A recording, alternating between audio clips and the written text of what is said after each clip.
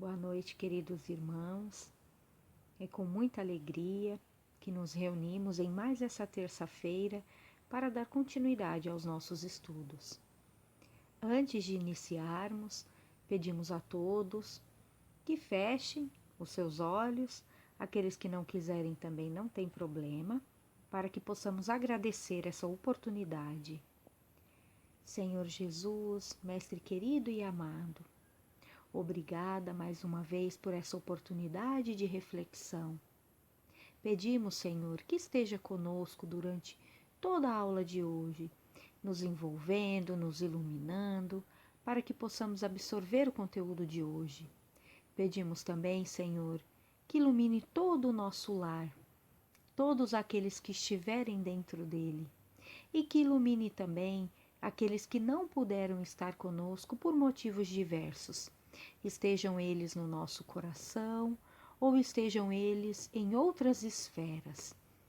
Ilumine também, Senhor, todos os alunos que infelizmente não puderam estar aqui hoje, mas que estão sempre conectados a nós pelo amor e pelo pensamento. Que assim seja, graças a Deus. Sejam todos bem-vindos a mais uma noite de estudos. Que assim seja. Bom, meus irmãos, a nossa aula de hoje é uma aula muito rica. Ela vai falar de alguns assuntos da qual nós não temos mais dúvida. É assuntos que nós já conversamos em outras oportunidades e que já superamos, né? E vai utilizar alguns livros, né?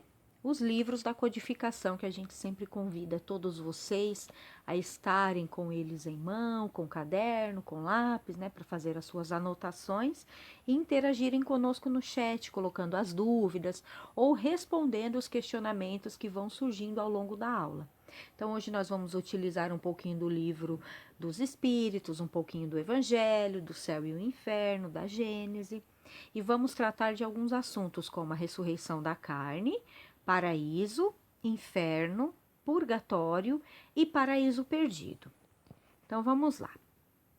Como é de praxe, a gente sempre começa falando um pouquinho do significado da palavra, né? Então essa palavra ressurreição, ela no Aurélio diz que é um ato ou efeito de ressurgir, de ressuscitar, o regresso da morte à vida, ato de reaparecer depois de haver morrido. Segundo o catolicismo e o protestantismo, é um retorno à vida em um mesmo corpo, né? Então, quando a gente vê o significado de ressurgir, para nós, esse significado, ele é muito importante, né? Porque quando nós reencarnamos, nós ressurgirmos, né? Nós voltamos aqui de novo. Mas, na linguagem doutrinária de outras filosofias, é esse retorno à vida, mas se utilizando do mesmo corpo físico. O que a ciência já nos fala que é impossível, né? Uma vez o corpo tendo a morte cerebral, ele não retorna mais a ter a vida, a ter ânimo, né? Então seria impossível. No Evangelho segundo o Espiritismo, nós temos esse trechinho que é muito importante. Fala que a reencarnação, ela já fazia parte dos dogmas dos judeus. E tinha mesmo esse nome ressurreição. Então, a ideia que eles tinham sobre esse ponto, como muitos outros, elas não eram claramente definidas. Nós sabemos que essas ideias elas estavam incompletas. Havia necessidade de um pouquinho mais, de um esclarecimento maior.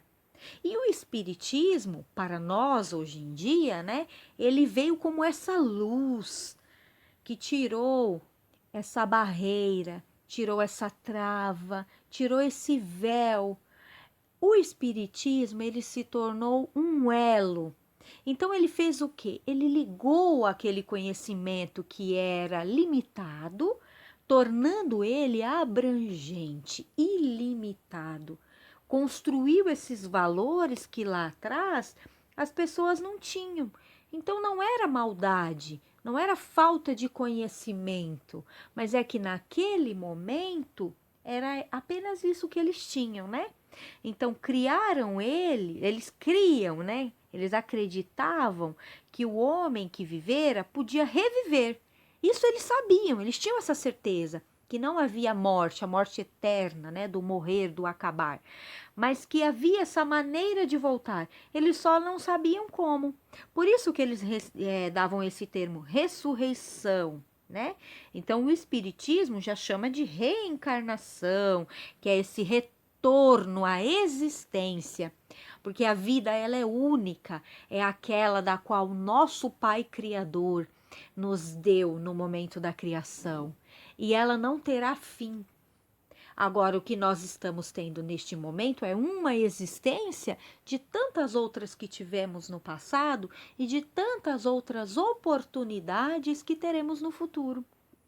Com efeito, a ressurreição dá a ideia de volta à vida ao corpo que já está morto, o que a ciência demonstra ser materialmente impossível, sobretudo quando os elementos deste corpo já se acham desde muito tempo diversos e absorvidos. Então nós sabemos que o nosso corpo físico, cientificamente falando, ele é uma combinação de elementos. E uma vez quando nós retornamos à morada espiritual, este nosso corpo entrando em decomposição, o que acontece? Esses elementos retornam à natureza. Então, o nosso corpo é um adubo muito bom para a terra e esses elementos eles retornam para a natureza. Uma vez eles retornando para a natureza, eles são utilizados para novas criações. Então, seria impossível reunir esses mesmos elementos, fazer com que aquele corpo que já se decompôs se torne novamente material para que possa haver a vida ali novamente. É impossível que isso possa acontecer novamente. Então, essa ideia de ressurreição, ela se aplica a Lázaro. Vocês lembram de Lázaro, amigo de Jesus? Que estava morto, né, há algum tempo, já estava sepultado, que na época as sepulturas eram essas, como que a gente pode dizer, era uma gruta, uma caverna, né, tampada por uma pedra. Então ele já estava ali há algum tempo. Quando Maria, irmã de Lázaro, vai até Jesus, que não estava nas proximidades, e avisa Jesus: olha, o seu amigo morreu. E aí Jesus vai até lá e diz: mas Lázaro não morreu, retirem a pedra. E diz: ele não está morto, ele apenas dorme. E convida Lázaro a voltar e a sair do túmulo, e ele assim o faz. Mas essa ideia de ressurreição, ela não se aplica a Elias. Quando nós falamos de Elias, nós estamos falando de um profeta que veio antes de Jesus, antes de João Batista, e que Jesus em alguns momentos citou o seu nome, dizendo: Elias já veio, mas vocês não o reconheceram. E muitos diziam que João Batista era Elias. E alguns diziam que o próprio Jesus era Elias. E no momento da transfiguração no Monte Tabor, Jesus mostra que não era Elias, porque ele estava conversando com ele ali. Então seria impossível, né? Então, por que vocês acham que essa ideia de ressurreição, ela cabe para Lázaro, mas ela não cabe para Elias? Vamos interagindo aqui no chat? Então, após a transfiguração, os discípulos interrogam Jesus, dizendo: por que dizem então os escribas que é preciso que Elias venha primeiro? E Jesus, respondendo-lhes, disse-lhes: em verdade, Elias virá primeiro e restaurará todas as coisas. Mas digo-vos que Elias já veio e não o conheceram. Então, entenderam os discípulos que Jesus falava de João Batista, que é a passagem que nós estamos aqui falando, né? Isso é muito importante, porque Jesus em diversos momentos falou da reencarnação. Jesus não veio destruir a lei, mas ele veio exatamente trazer esse elo de ligação, né? Um elo já é de ligação, né? Mas ele veio exatamente fazer essa ligação, construir essa ponte que faltava no raciocínio na época. Então, quem não se lembra do diálogo de Jesus com Nicodemos, quando ele diz que é preciso nascer da água e do espírito? Então, são falas muito enigmáticas que faz com que a gente busque o estudo. Quando Jesus fala da água, por exemplo, ele está falando do elemento material, ou seja, o corpo físico, que nós sabemos que é composto por mais de 70% líquido, né, de água. E ele também fala do espírito, no caso, esse elemento espiritual, a união dos dois para que haja o que nós conhecemos como a vida física, a existência física, né? Tem um outro trecho que Jesus fala que ninguém pode ver o reino de Deus se não nascer de novo. Então, é necessário o reencarne, porque quando nós desencarnamos, fazendo o processo contrário, né? Nós retornamos à pátria espiritual. Lá nós nos encontramos com os nossos queridos afetos, programamos um novo reencarne, tentamos desta vez, né, com o novo reencarne, cumprir as metas que infelizmente não foram cumpridas e tantas outras coisas mais, né? Mas voltando a esse caso do profeta Elias, no livro de Malaquias, ele também era um profeta, ele fala, né, que Elias voltaria como sendo o precursor do Messias. Então, Elias voltaria, prepararia o caminho para que Jesus viesse depois. Então, se Elias já tinha vindo, como que ele prepararia o caminho de Jesus agora, tanto tempo depois? E nós sabemos que Elias, ele não foi lá um santo, né? Então, ele degolou mais de 450 soldados naquela batalha de Barral, né? Então, assim, pela lei de causa e efeito, cabe muito a figura de João Batista, que de fato foi um precursor do Messias e que, por ser Elias, passou pela lei de causa e efeito e a sua cabeça também foi cortada. Então, olha que interessante. Quando nós falamos de lei de causa e efeito, nós estamos falando de algo tão grande, tão expansivo, que às vezes nos falta um pouquinho dessa grandeza, né?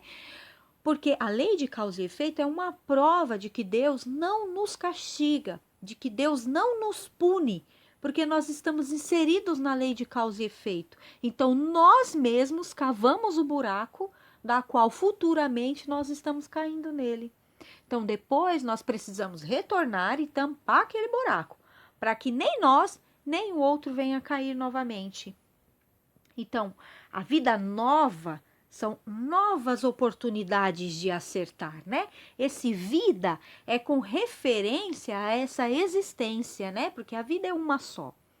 E voltando ao caso lá, e Lázaro então, né? O que aconteceu com o Lázaro? Vamos lá, pessoal, vocês estão colocando aí no chat? Então, nós sabemos que Lázaro passou por uma doença física, né? Na época era muito comum.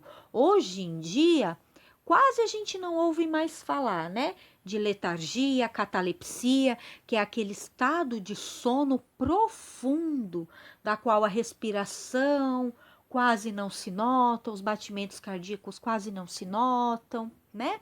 A pessoa fica fria. No caso da letargia, até algumas partes do corpo começam a entrar em decomposição, que são as partes do corpo que menos têm circulação, como os dedos da mão, o nariz, a orelha, os dedos do pé. Foi exatamente o que começou a acontecer com Lázaro. Por isso que naquelas figuras, naquelas retratações através das pinturas e desenhos, até mesmo em filmes, nós observamos que a irmã de Maria fala para a Maria, irmã de Lázaro, fala para Jesus: Senhor, vai abrir o túmulo, ele já está cheirando, né? Ele já está aí há alguns dias, já está cheirando. Então, era exatamente por conta disso. Então, Lázaro estava passando por uma doença física. E nós sabemos que Jesus, com o seu magnetismo, curou não só Lázaro, mas cuidou uma série de enfermos que estavam por ali. Doentes físicos, emocionais, mentais, espirituais, né? Então, hoje em dia a gente quase não vê mais falar, por isso também que tem essa questão do velório, né? Já para evitar esses casos. Sem falar que hoje em dia a ciência está bem avançada, então é muito difícil haver um aparelho médico que não consiga, né, verificar essa atividade cerebral para ter essa dúvida se houve inatividade ou não. Então, dando sequência, para algumas pessoas, a reencarnação ela não está na Bíblia, né? A justificação é essa. Olha, eu não acredito em reencarnação porque não está na Bíblia, né? Ou porque a Bíblia condena. Então, tudo isso é para que nós façamos o quê como livres pensadores? Livre pensador não é aquele que tem liberdade de pensar, não é apenas isso, mas é aquele que quer construir um juízo de valor. Então ele precisa de ideias, opiniões, axiomas, para que ele faça o quê? Junte tudo isso e construa o seu saber, o seu posicionamento. Então a reencarnação, ela foi aceita pelo cristianismo primitivo. Vocês sabiam disso? É verdade. Então, ela passou a ser condenada depois de um concílio ecumênico em 553, por influência de um imperador na época chamado Justino, que ele tinha uma esposa que tinha alguns problemas físicos, né? Algumas questões de vaidade, né? E aí fica para vocês aí a reflexão. Então ela ficou preocupada com essa questão da reencarnação. Poxa vida, eu tô fazendo tanta coisa errada e aí quer dizer que eu vou ter que pagar pelo que eu estou fazendo através da lei de causa e efeito? Não, é melhor tirar isso aí da Bíblia para ninguém ficar sabendo. Como se nós tirássemos uma palavra e apenas isso limpasse os nossos erros, né? Então ela pediu, né, para que ele retirasse essa palavra. Então, como o imperador tinha muito poder, né, a igreja e o império caminhavam juntos. Então, a partir desse desse concílio, então a palavra reencarnação ela foi retirada. Mas se nós, estudiosos que somos, pegarmos alguns trechos da Bíblia, nós vamos ver que acaba não casando, né? Fica sem nexo, fica sem sentido. E é por conta dessas mudanças que houveram. Então, a reencarnação, ela nunca foi condenada por Jesus, muito menos pela Bíblia. Pelo contrário, em Jesus e nela temos várias passagens que falam direta e indiretamente sobre a reencarnação. E a própria condenação dela no citado concílio, o concílio ecumênico aí de 553, demonstra que ela era aceita por quem? Pelos cristãos primitivos, pelos teólogos antigos. E entre eles, gostaríamos de destacar São Clemente de Alexandria, Orígenes, São Cirilo, o Papa São Gregório Magno, São Justino, que foi o criador da apologia das religiões, da religião cristã, São Gregório Nazianzeno, desculpem, e tantos outros. Então, é para que a gente pesquise mesmo. Algumas provas eu trouxe aqui para vocês, alguns trechinhos, né? Como a nossa aula é muito curta, é claro que não vai dar para a gente expandir muito, mas alguns trechinhos, inclusive do Antigo Testamento, que trazem essa questão da reencarnação, né? Então, olha só o que está escrito em Eclesiastes. O que já é, já foi.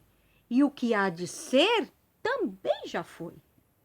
Deus fará renovar-se o que se passou. Então, olha aqui o que interessante.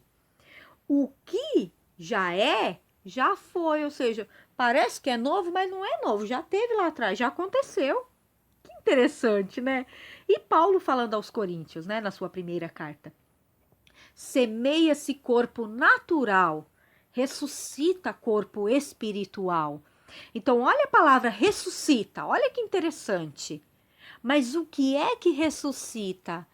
É o nosso espírito espírito, né? Encarnado a nossa alma. Lembram lá da introdução do livro dos espíritos? Então, enquanto encarnado alma, mas quando liberta-se do corpo físico, esse espírito, esse corpo espiritual, né? Que é o perispírito envolvendo o nosso espírito. Nós temos também um outro trecho que está lá em Jó, que está falando: quando o homem está morto, vive sempre. Ué, mas não está morto? Olha que interessante. Então, quando o homem está morto, vive sempre. Acabando os dias da minha existência terrestre, esperarei, porquanto a ela voltarei de novo. Olha que bonito, né? Muito lindo. Sendo bom, entrou num corpo sem manchas. Olha que interessante. Nós sabemos que sendo bom ou não sendo bons, né? Nós precisaremos algumas vezes deste retorno, né? Desse reencarne. Quantas vezes forem necessárias. Para quem? Para nós, para o nosso aprendizado. Então, quantas vezes eu achar que é necessário, eu estarei retornando aqui. Aí nós temos também o Papa São Gregório Magno, do século VI, que ensinava que João Batista era a reencarnação de Elias. Ouçam bem, a reencarnação de Elias. Olha que bonito. E eu trouxe esse nome a título de curiosidade, de pesquisa. Então, esse pastor presbiteriano, Neemias Mariem, ele na igreja dele, eles estudam o espiritismo e falam de reencarnação normalmente, como nós espíritas falamos. E o argumento dele é que é impossível a ressurreição. Então, se é impossível, eu não vou passar adiante. Não é algo verdadeiro. Eu vou passar algo que é possível. Então, passo adiante o quê? A reencarnação. Então, tirem um print aí, tirem uma foto e depois vão lá dar uma curiada para vocês verem que bacana. Então, na questão 110 do Livro dos Espíritos, Kardec pergunta: esse dogma da ressurreição da carne será a consagração da reencarnação ensinada pelos espíritos? Olha que interessante. E a espiritualidade responde: como que você quer que fosse de outro modo, né? Sendo que é impossível ressurreição. Então, como você queria que fosse de outro modo?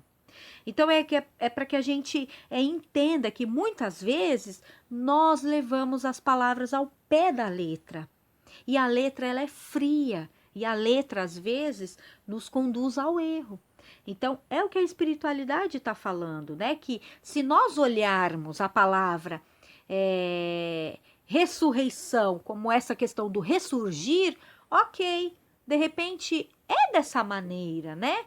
Que eles estão querendo dizer lá atrás, e as pessoas ao longo do tempo foram levando para um dogma, para algo absurdo, né? E aí, Kardec continua no item, na linha A. Assim, pelo dogma da ressurreição da carne, a própria igreja ensina a doutrina da reencarnação. Olha que bonito, que interessante. E aí a espiritualidade responde bem assim, ó, é evidente, né? Então é claro que sim. Ademais, essa doutrina decorre de muitas coisas que têm passado desapercebidas e que dentro em pouco se compreenderão nesse sentido. Então, a doutrina dos espíritos, o espiritismo, ainda carrega, né, um pouco de preconceito daquelas pessoas que simplesmente, né, não é porque foram lá e leram e tem questões para discutir, mas simplesmente porque não gostam do que é novo, né, porque acham que é revolucionário. Então, infelizmente, a doutrina espírita ainda traz esse preconceito, né, aos olhos dos outros. Mas a partir do momento em que as pessoas deixarem o olhar de religião de lado, porque o espiritismo não é uma religião, a partir do momento em que as pessoas se desproverem disso e começarem a olhar para o espiritismo como essa ciência, como essa filosofia que vem ligar essas questões do passado ou explicar, né, numa linguagem assim popular, tudo isso vai passar, tudo isso acaba-se os preconceitos, né? Então, se alguém lhe bloquear a porta, não gaste energia com o confronto. Procure as janelas. Lembre-se da sabedoria da água. A água nunca discute com seus obstáculos, mas ela faz o quê? Ela os contorna. Então, quando alguém vier até você discutir a questão da reencarnação, para nós ela está muito clara. Mas é necessário que nós saibamos respeitar a opinião dos outros. O ponto evolutivo em que cada um se encontra, né? Então, é preciso ter sabedoria para contornar, sem discutir, como a água assim o faz. Aprendendo a amar sem esperar muito dos outros. Isso é extremamente importante.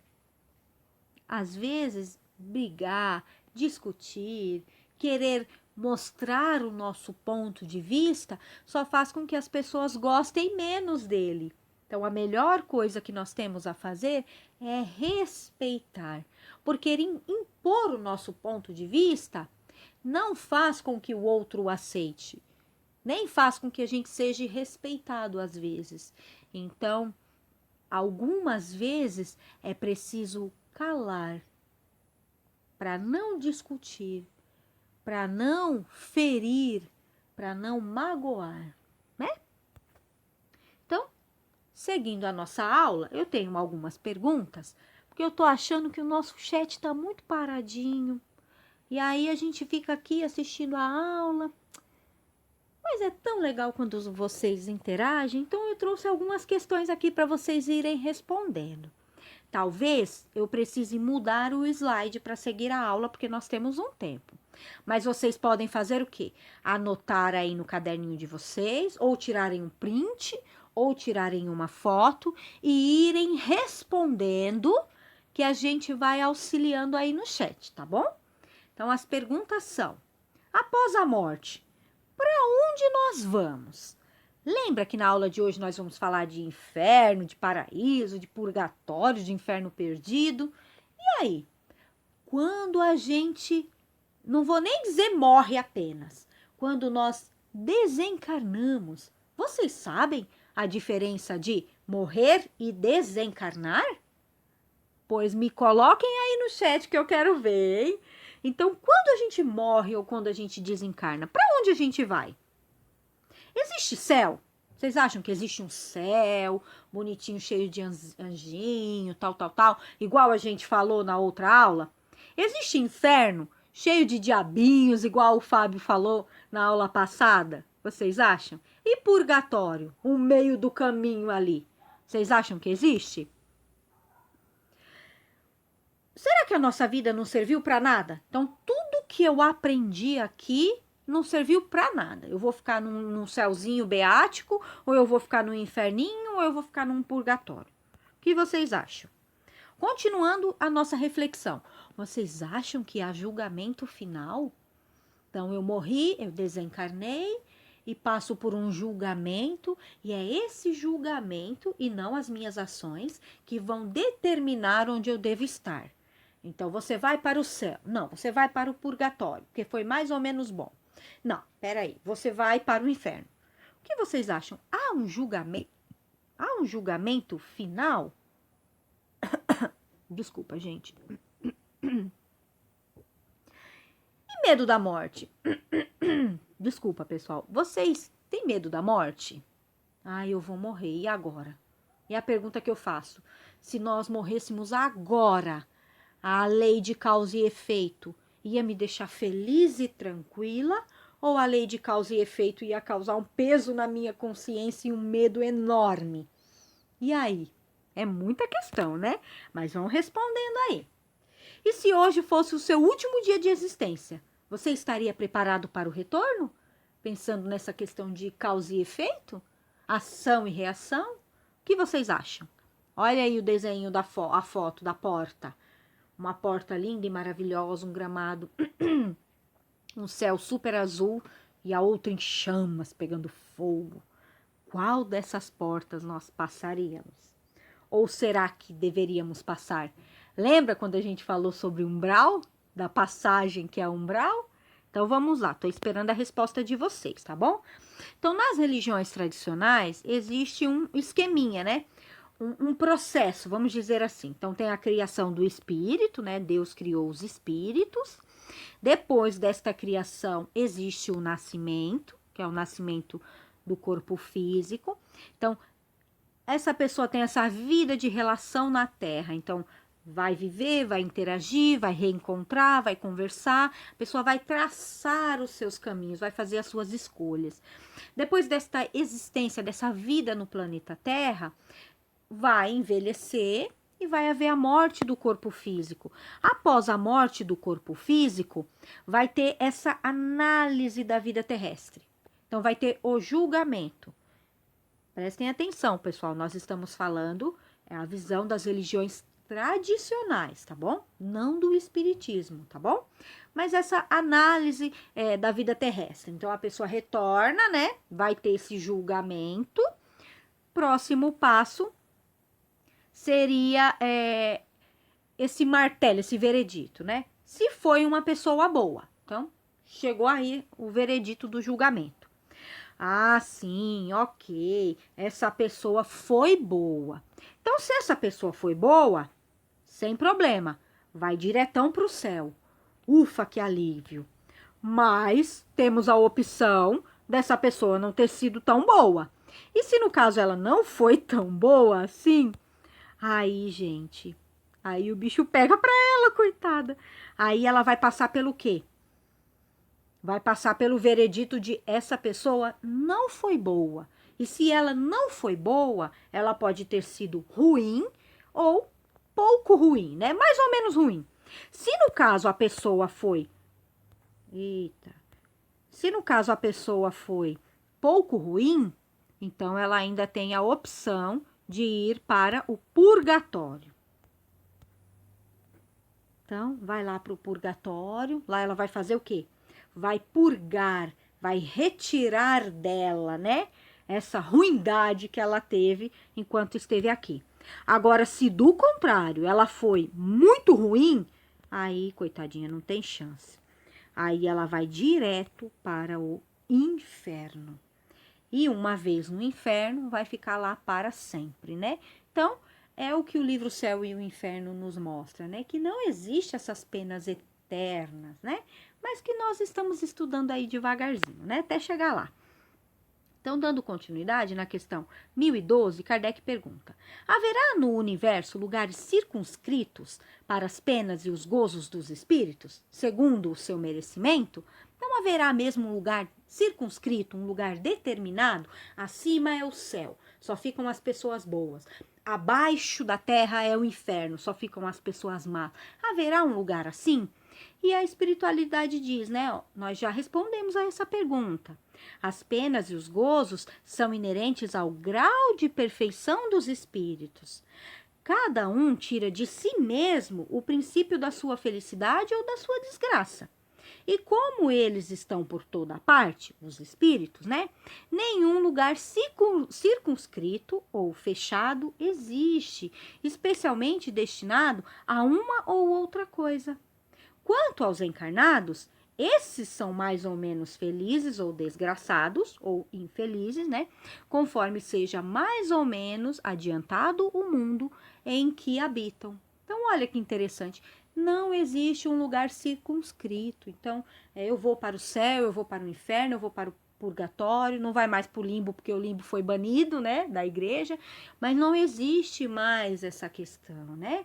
Na verdade, nunca existiu essa questão de céu e inferno. Céu, no caso, seria o quê? As estrelas, o que está envolvendo tudo que a gente desconhece, né? Então, não existe isso, não existe essa questão de céu e inferno. Nós sabemos que as nossas ações diárias nos colocam num paraíso, num céu, ou nos colocam no inferno, num purgatório. Então, o que é que eu estou fazendo hoje para colher amanhã? Né? São essas questões que a gente precisa pensar bastante. E Kardec continua na linha A, quando ele fala: de acordo, então, com o que vindes a dizer, o inferno e o paraíso não existem, tais como o homem imagina. Então, esse inferno de fogo, esse purgatório de penar, de sofrer, para se arrepender do que foi feito, então isso não existe. E a espiritualidade que fala que são simples alegorias. Por toda parte há espíritos ditosos e desditosos. Entretanto, conforme também já dissemos, os espíritos de uma mesma ordem, eles se reúnem por simpatia, mas podem reunir-se onde eles queiram, quando são perfeitos. Então, olha que interessante, né? Nós nos reunimos por simpatia, sim. Então, quando eu desencarnar, eu vou me reunir a um grupo da qual eu tenho afinidade e simpatia, né? Do mesmo jeito, os espíritos mais elevados ou menos elevados, não é? Então, esses espíritos mais elevados, eles podem se reunir onde eles quiserem, né? Eu tenho certeza que vocês vão se lembrar, né? Principalmente o Fábio, o estudante Fábio, né? Que ele lê bastante. Então, nós vamos nos lembrar de livros que relatam encontros no sol. Então, imaginem o sol, calor, né, do sol. E os espíritos se reunindo ali. Isso é uma prova de que não existe matéria compatível para queimar ali.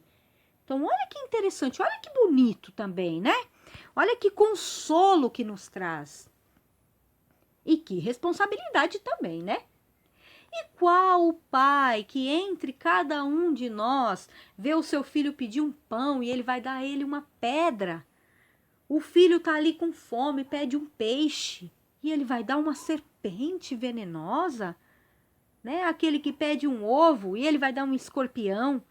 Se nós, que ainda não alcançamos a perfeição, não fazemos isso com os nossos filhos e com os nossos queridos, por que Deus, por que o Pai faria assim? Porque Deus nos condenaria a uma pena eterna, a queimar, mas não se consumir, a ficar ali para sempre queimando. Então, é esse olhar que nós temos de maldade mesmo, né? Nós sabemos que o pior tipo de morte é aquela que a pessoa é consumida pelo fogo. Então, se lá atrás tinha a Inquisição, né, foi substituída por essa questão do inferno, né, que existe há muito mais tempo, mas enfim, porque a pessoa vai queimar ali no fogo para sempre, né, doloroso, né, difícil de engolir isso.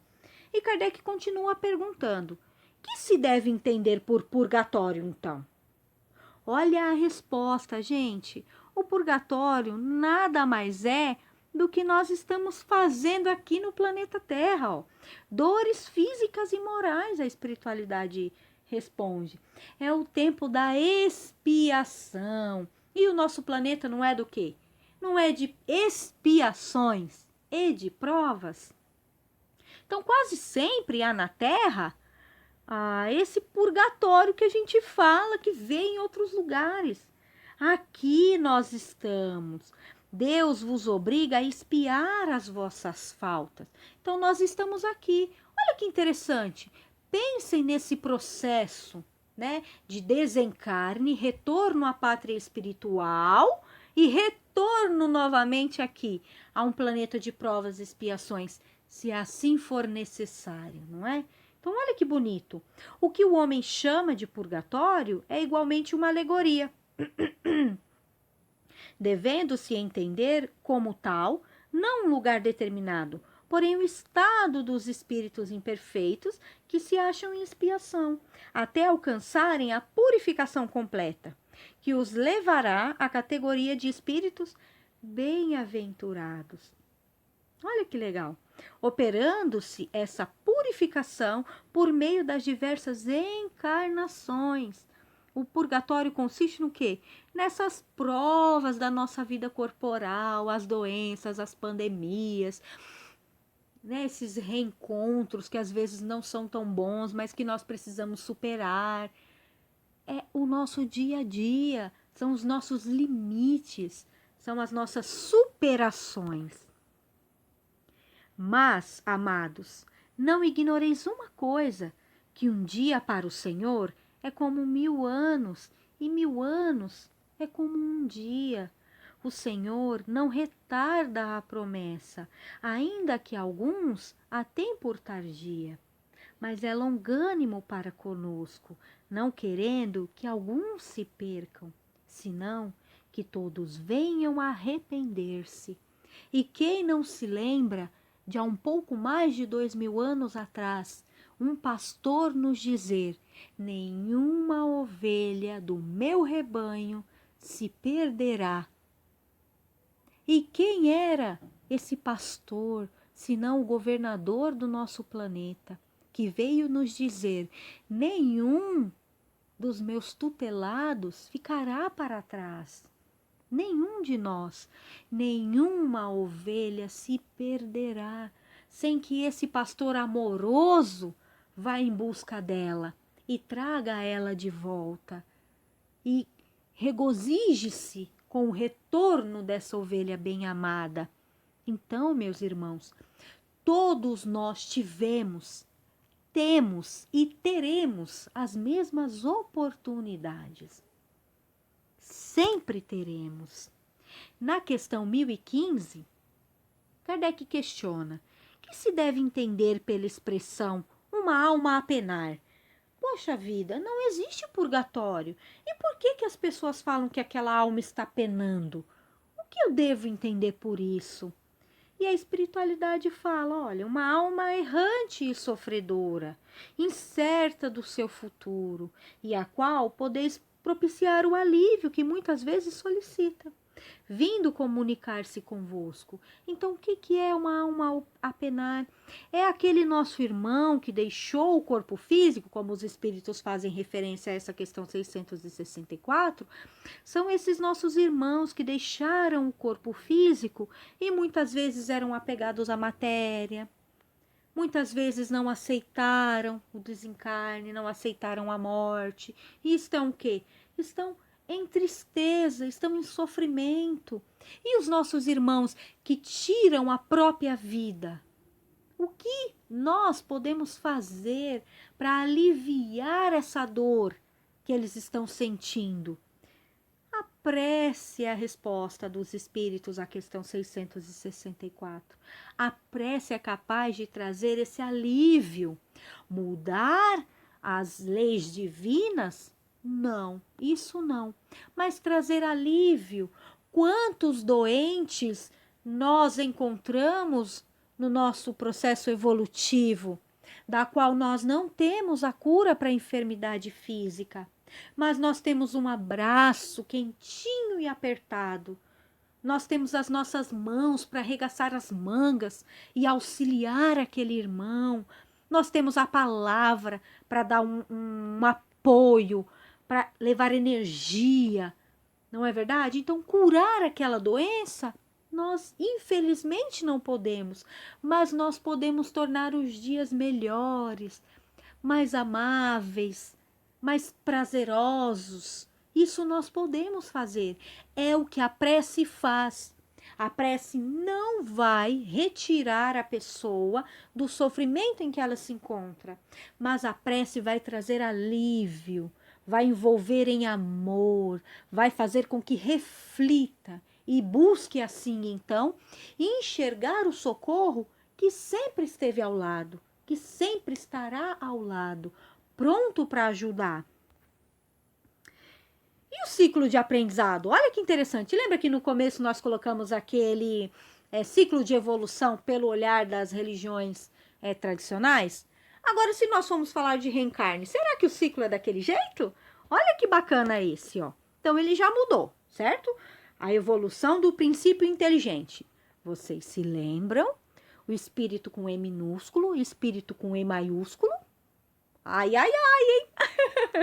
Então, a evolução do princípio inteligente, né? Então, ele precisa desse contato na matéria para colocar em prática todos os aprendizados.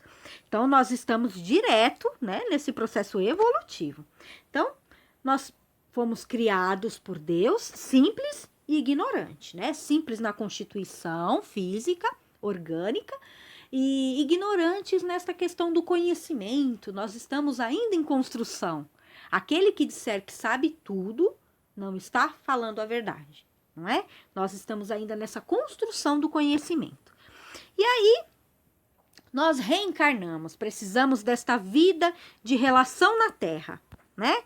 Uma vez necessitando dessa vida de relação na Terra, a gente vive, trabalha, estuda, alguns se comprometem num relacionamento amoroso, alguns têm filhos, outros não têm filhos gerados pelo corpo físico, mas têm filhos do coração, não é?